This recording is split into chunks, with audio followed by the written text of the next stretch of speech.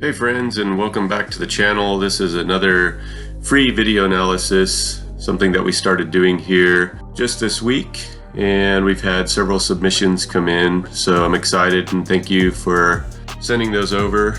This is Riley, a 12-year-old competitive baseball player, and we're gonna take a quick review of his mechanics. Won't take too long or go too in depth, but just some things that may help him along the way in his growth and development as a baseball pitcher. If you guys are interested in submitting material to me, send it to the email address down at the bottom of the screen, and I'll get to them as soon as I can and post them up for you. And then also I had a few requests come in about how you can support the channel, or some of the things that I do here as a free coach for you guys a little bit more. I found out there's a thanks button on the YouTube video, which I didn't really know about. I guess it's called Super Thanks, but I'm gonna post a screenshot of it so you can see what it looks like, and people can donate, $1, $2 or something to the channel. Other than that, remember that pitching mechanics is somewhat dependent upon the person that's reviewing them and their own teaching styles and their own thought process. So if you have things that you want to add in terms of what I might have missed or things you like, go ahead and add those into the comments, and just try to keep things as clean as possible, because there are younger guys that watch the videos and engage with them. So all right, so Riley, let's take a look. I've drawn two lines here. One, it's really just a measurement of height here, and then the baseline here is measuring height as well, or the distance of your height. So I was kind of curious to see what your stride length might look like going into your linear move into approach to home plate. All right, as we start in here, whoops, wrong way. Okay, so start in here. We're into our load point. So on the leg lift, right there, it looks a little bit overdone to me. So I talk about load height often, especially from the stretch position. I don't think going past like 30 to 40% of load height is necessary. So I think this is probably a little high. And then it also looks like it's taking you up out of your position of strength, probably more than you really need to. So I would trim that down to probably a little lesser load point here, or even maybe here. So you just need bring the hip up, bring your knee upward slightly, and then start carrying your force down the mound. Right here, you've gathered everything up into a nice tall position here, but I think we can do a little bit better on that, and be a little faster going to home plate will help you be more accurate as well. So let's go back to clear that out, and we'll go back to our stride length. It was probably something like that would be 100% of height. I don't expect you to reach 100% of height, but that would be most optimal. Okay, I like your head direction. I like your hip lead right here. I think because you're drawing up so high that it's more of a down and grab versus a float. It's not that big of a deal at the end of the day. I think a bigger deal is losing some of that load height and then just being a little quicker to home plate. All right, as we go into hand brake and separation, braking on top of the ball, this looks good. It looks like you're extending the back leg instead of driving into the ground and rotating this back knee here. Like your foot is stuck on the rubber, and you'll see what I mean here in a second. So as we go, and you go to landing, see how the foot is kind of stuck here, right? Where I want to see this hip clear out right here a little bit more efficient, I believe. Your load height, or your distance looks to probably be somewhere around 85% of the height of your body, which for a 12-year-old is probably pretty good. Good sized kid, so I'm sure he's still developing strength and flexibility and all these fun things that come with maturity. Scapular load, I like this position here. This looks pretty good. I like this internal look down. That looks good. I like your eyes on frame. Good strong glove arm. That looks nice. It's really, right now, it's just a lower half issue, I think. This would be more, honestly, it would be a little bit more like here and then load it here, I believe. So we want to keep that knee back just a little bit and then turn it forward.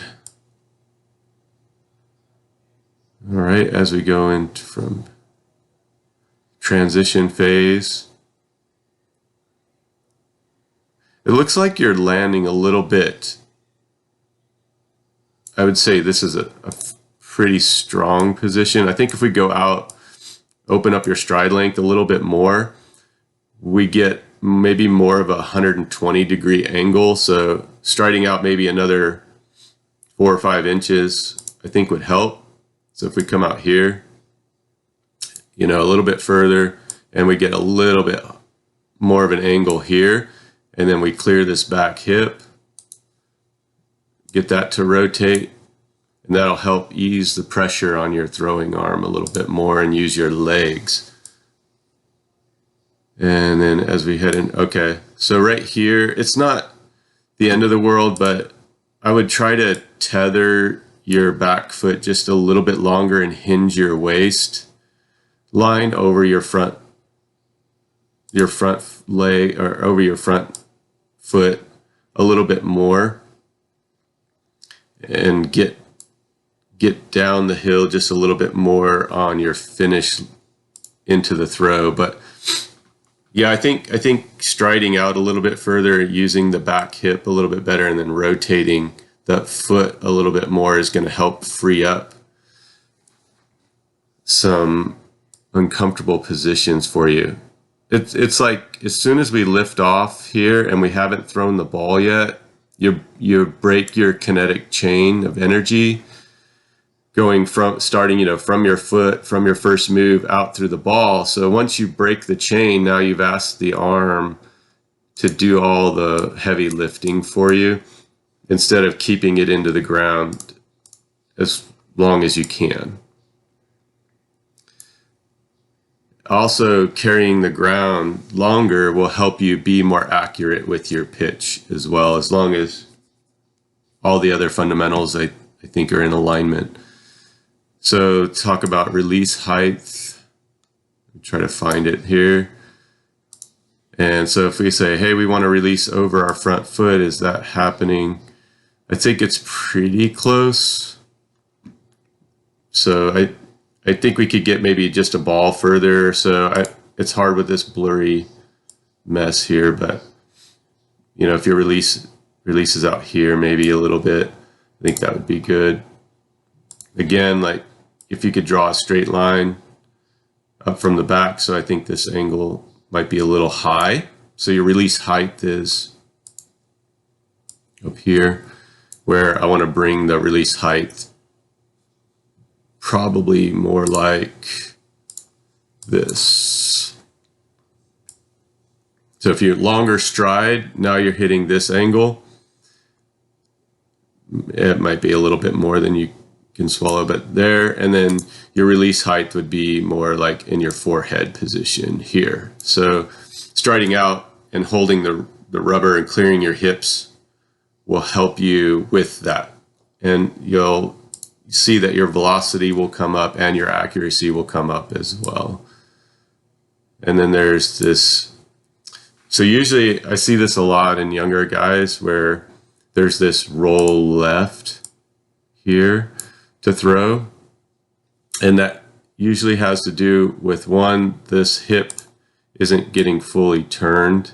So it's just getting stuck there, and then this angle. So it's a little bit of a hip deficiency. I would would work to square up your hips with your target, extend, and then throw the ball would be something that you can work on, and then strengthen your core up a little bit. Keep working as you're doing. It's hard to say, hey, 12-year-old, like be super strong right now. You're such a young man working hard, developing, and so I don't want to be overcritical of anything here. Just pointing some things out. I think it looks like the left hip is strong enough to handle it. It's just I really believe that clearing out the right hip will really help.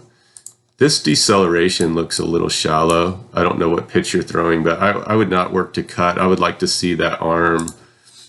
Let me go back and view it a little bit more. So I like to stay long and whippy kind of down instead of cutting it here across. That could be pretty laboring on your elbow and shoulder here. So I don't necessarily like this angle. I'd like it to be long, and long would be like down and then swing around like that, just long and deceling with your thumb down, of course, pronated. So it's a little shallow there. Glove arm. So that glove hand, when you were rotating, I just want to go back to that. I think it's dropping out instead of like your arm would be here, and then think about bringing the glove back into your side, or into your bottom, into your left hip here, or up here a little bit tighter. It looks like you're rolling your shoulder here like that, and then that's just kind of dragging this elbow through. Yeah, that's a lot of effort into the arm.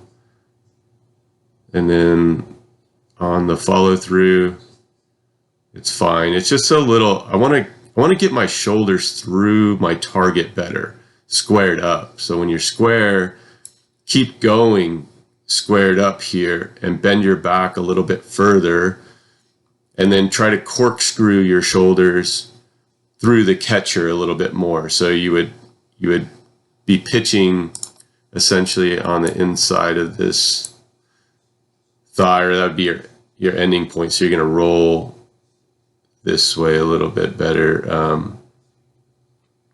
Yeah, it's hard for me to explain here without all the tools that I have, but that's kind of some things that I'm seeing here for you, Riley.